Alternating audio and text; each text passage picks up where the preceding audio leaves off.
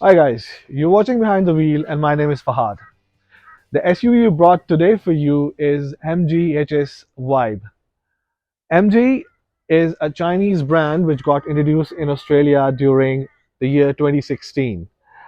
MG is known for its SUVs as well as EVs and some of the very cheaper models like MG3 which just cost under 20,000 in Australia.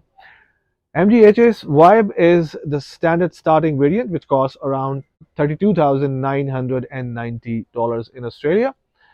Compared to its rivals like Haval H6 and Haval Julian, this is a bit pricey model as this one has got a 1.5 liter engine, a turbo 1.5 liter engine, 191 kilowatt of power, and 250 newton meter torque. Compared to its rival like Haval H6, it's a bit pricey and a smaller engine compared to a Haval H6 2 liters engine. So let's have a look at the front. On the front, you will see LED lights. There are some height adjustable halogen lamps over here as well. We've got very sharp and big size fog lights.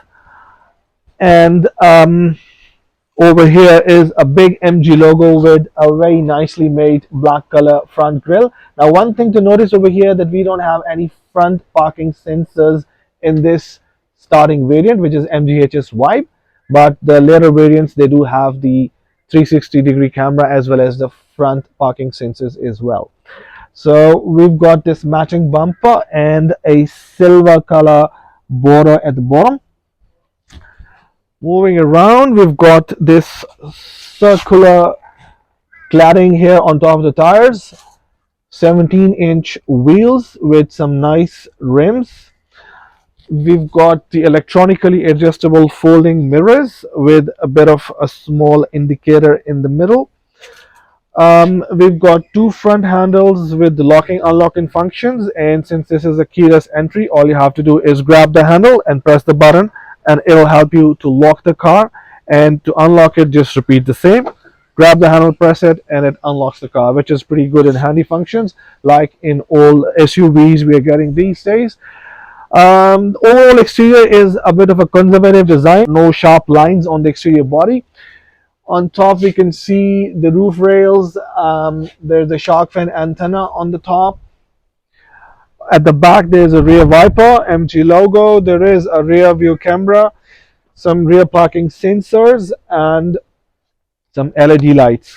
We've got the HS logo over here. This one is a Vibe, but it does not state anywhere whether it's a Vibe or an Excite or an Excite Plus. Now, this car starts at a price of 32,990 Australian dollars, but this is a 1.5 liter turbo engine. In order to have a higher engine, like a 2 liter engine, you have to pay around $6,000 on top of it and pay around $38,990 to get a 2 liters turbo engine with more functions and features. So, this is a very starting variant with all the standard features in it. Let's go inside and take a look how it looks from inside. So come on, let's have a look at the key. It's pretty standard key with an MG logo on the back side. In front we've got a lock function, unlock function. In the middle we've got the boot opening function. So pretty standard and nicely built key. Yeah. Okay, let's get inside and see what do we have here. um Inside you can see we've got the artificial leather seats, leather steering wheel here. We've got the start stop button here, which we're going to press now and start the car. So, pretty loud music here. That's a good welcome song, but let's just shut it down. Okay. We've got all the main control functions of volume and the calls on the steering wheel. A big MG logo in the center on the top of a horn press button, and we've got few more control functions over here. MGHS Vibe has a semi-digital instrument cluster, so that means half of it is a digital screen and remaining half is still the analog dial. In the center you see a digital speed. On the right side, you have the RPMs dial, which is the analog dial, shows you the RPM of the engine. And on the left side, you see the speed on this analog dial. Now, one thing to note over here is the MG has not provided the whole circular dial over here. It's almost a 3/4 of the analog dial. And the most annoying thing for me over here is this left instrument, which is showing the speed, is actually not aligned with an international standard. So where it shows you almost 100 degrees is not actually 100 on a normal car with a whole circular dial. So it's just a bit annoying to look at it, because when you look at 40 or 60, it just feels like as if it's 20. But if this doesn't bug you a lot, you can keep an eye on the central digital speed value, which is in kilometers per hour, and it's easy to keep an eye on that while driving on the roads with the speed limit. So bit of an annoying thing in terms of the dials. An image on the screen which is being used to show the fuel level and the temperature of the engine. So overall, it's a good instrument cluster, a good summary of all the information that you need, like time and temperature, the speedometer, and the warning signs and the speed limit sign. It appears all in the same screen. MGHS has got features like adaptive cruise control. We've got a 10.1 inches of touchscreen display over here, which is the infotainment system. We've got some main functions like defoggers, fan, and the volume control buttons here, but unfortunately this panel is not a touch panel. You can see the touching these icons doesn't help. MGHS gives you a 10.1-inch infotainment screen with all the controls are down over here below the aircon vents, and these controls, as we mentioned previously, are being used by these physical buttons. So you have to press a physical button to go to a particular function, and like this one is aircon, and you're coming back to a home screen, you have to press this physical button and that brings you to home screen. It's a good size 10.1-inch infotainment screen, but it's a bit laggy. That is, when you touch the screen, it takes almost more than a second to perform that function. For example, if I'm touching this aircon function, after touching, you see it took more than a second to bring the screen for the aircon controls with the aircon controls. So it's a bit laggy between the touch and the action. There's a huge lag over here, and not only that, but when especially you are playing music or stopping music, when you press the pause button, it takes more than a second to actually stop. It's not instant stop. So that's a bit of an annoying thing, or it's not a very good design in terms of the infotainment screen. It's a bit laggy. It just feels a bit 1980s because of these physical buttons that you need to press. And overall size of the screen is good, but it's not very impressive.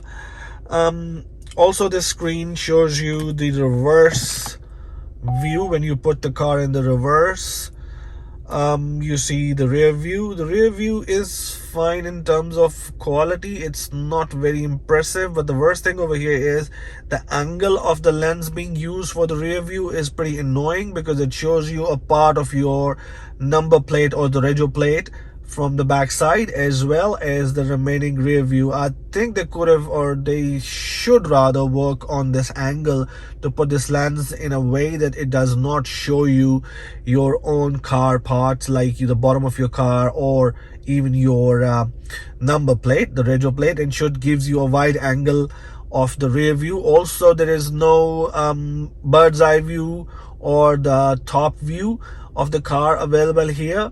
There's no 360-degree cameras available here in this starting variant, which is MGHS Vibe, and the overall quality of the camera is not too impressive either. So I think MG needs to work a lot on their infotainment system, and they need to improve the quality of the rear view camera, also change the angle of the lens, as well as they need to make sure that this screen is more responsive and should have lesser lag as compared to the rivals, especially if you look at the other Chinese manufacturers like Haval or look at the Korean manufacturers like Hyundai. They have worked a lot. Even Kia, their infotainment system is a lot more impressive if you compare it with MG. In terms of connectivity, we have two USB ports in the front. There are two at the rear. Another annoying thing about MG is the blind spot indicator, because the blind spot indication is coming from here, which is an LED light built inside the car next to the speaker. And whenever there is a blind spot indication, this LED light turns red or orangish. Now, this is a bit weird in terms of a design, because usually, as a standard, cars have the blind spot indicator built on the side mirror, but not somewhere inside the car like this one.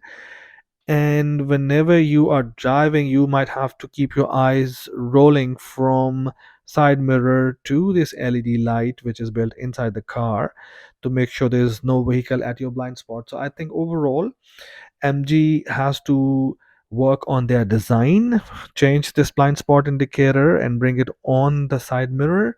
They have to work on their rear view camera and make it more qualitative. They have to work on the instrument cluster and overall infotainment system, and really make sure that they bring a quality product in the market and give its customers a very qualitative product in order to compete with their rivals in the market. We've got two cup holders here, one big, one small. Probably the big one is fair enough to hold a normal size bottle that we can try here. Yep, that fits. This one, it just partially does, but not fair. This one is fine. We've got another sleeve here next to the cup holders, which is good enough to hold your phones horizontally. We've got a parking function here, which is the parking brake function. We've got the auto function here, a hill descent function, and the normal lever. Um, One thing to notice over here, that this car is compatible with Apple CarPlay and Android Auto. So all you have to do is plug in a USB cable on one of these ports or one of the ports at the back side, and then you will be able to use either your Apple CarPlay or Android Auto. Here are those two functions listed here, and um, probably that can give you all your navigation, messaging, and your music accessibility on the same touchscreen, the 10.1-inch touchscreen. Other than that, we have on my right side, on the driving side, we have the four windows control, which is electronic. We have the electronically controllable right and left side mirrors, and we have the main locking and unlocking functions with which we can lock and unlock the car. So it's pretty handy, pretty loaded with features, but a couple of annoying things, which is this speedometer dial, which I don't like myself because it doesn't align visually with the normal speeds that we see on a standard dial, and some of these hard buttons, which in the year 2022 2023 models probably doesn't look very good. It could have been just a touch panel over here.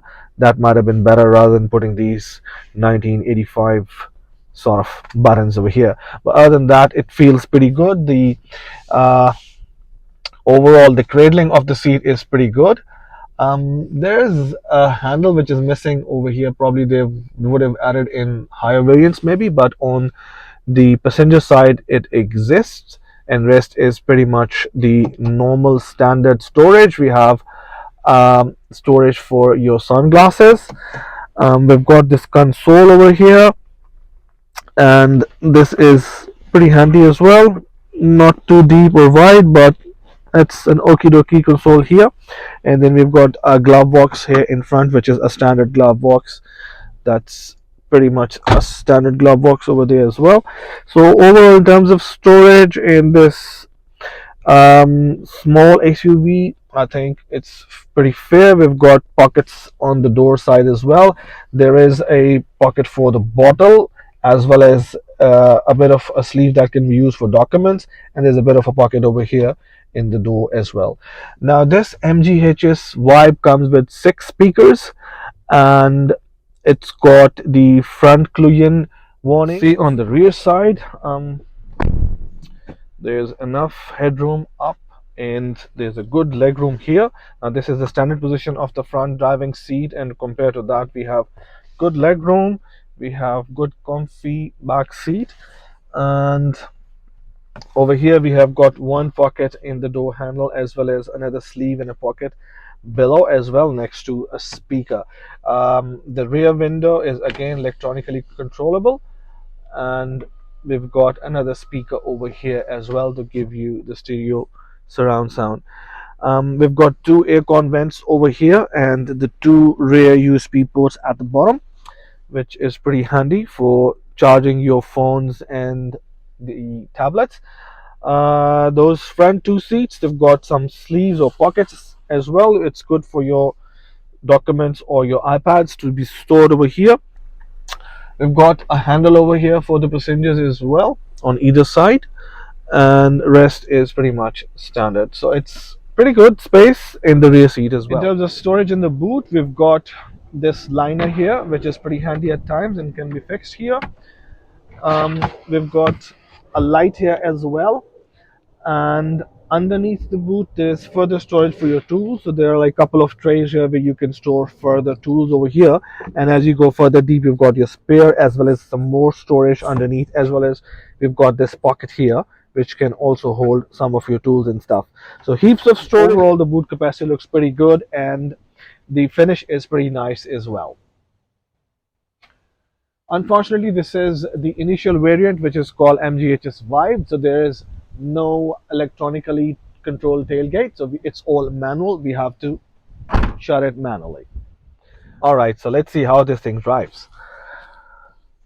Let's pull it out and go for a drive. Now, one thing interestingly, I noticed that this car has got a parking button over here, which is a parking brake. You have to press it down to release this parking brake.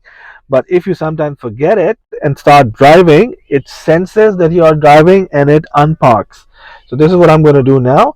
I'm going to put this into test. So this parking brake is now enabled, but I have just put the lever in the reverse function and I'm going to start driving. So as soon as I start driving, that releases the brake itself without having to worry about if you forget it or not. So it's a good handy function if you forget to unbrake it before driving. Usually it's good for women, they mostly forget it, and I'm sure my wife would agree to it. Alright, that was just a joke. Let's move on and see how this thing drives. It feels pretty okay. A normal turbo engine, 1.5 liters, it usually is not very powerful. One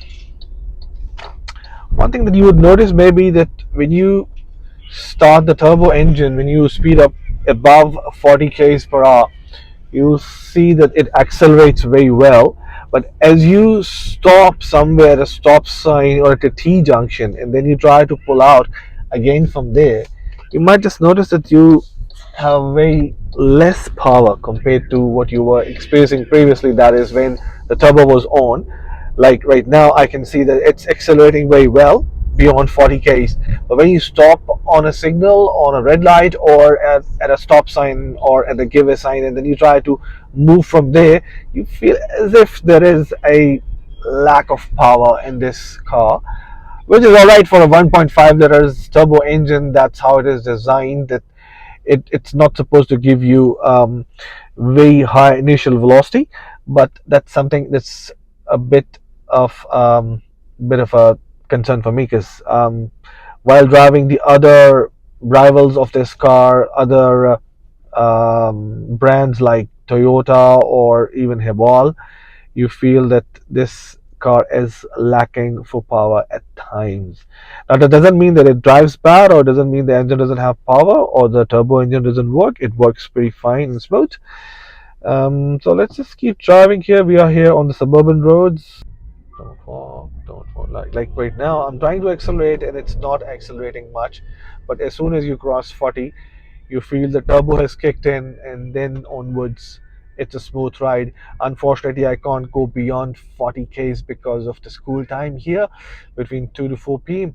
We are on a suburban road in a very busy school area. There are like a couple of schools over here, so we are just going at 40. which seems pretty fine for this sort of mini SUV. As we move to 60 k's per hour, we'll try to speed up and see how it accelerates. It's actually not bad, eh? It's it's fine. Beyond 40, it's fine. Goes normally from 40 to 60 very quickly, and you don't feel any lack of power or anything like you're struggling for power. It's going pretty smooth. It's just, I think it's just the initial velocity or initial acceleration when you come to a stop and you try to ramp up. You feel there's a bit of a struggle over there till 40, but onwards when the turbo is in, you're pretty okay to drive further, which I am doing right now.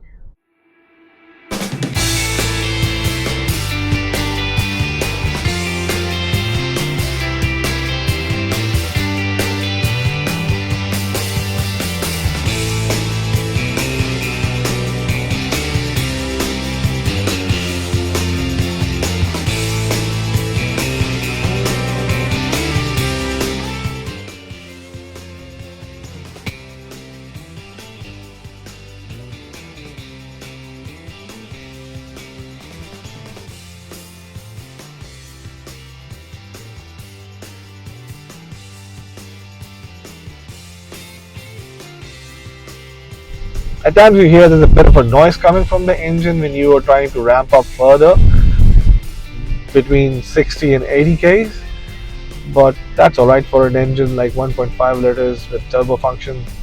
That's sometimes okay, and if that really bothers you, you can just play some music. Hopefully that won't give you so much of noise in the background.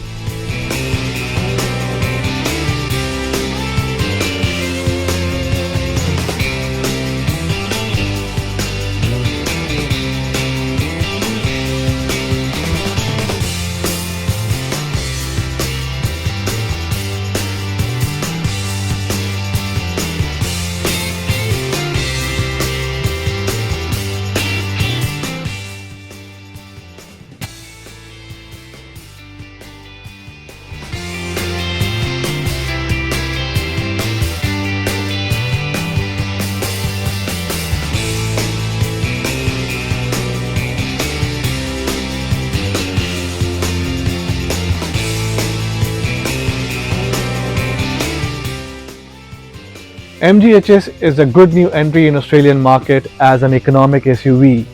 However, I believe that MG needs to work a lot on its design as well as the infotainment system to compete its Chinese rivals in Australian market. Although you get to see a lot of these on Australian roads, but I still believe the rivals are winning the race. This is Fahad signing off. Till next time with a new SUV. Adios.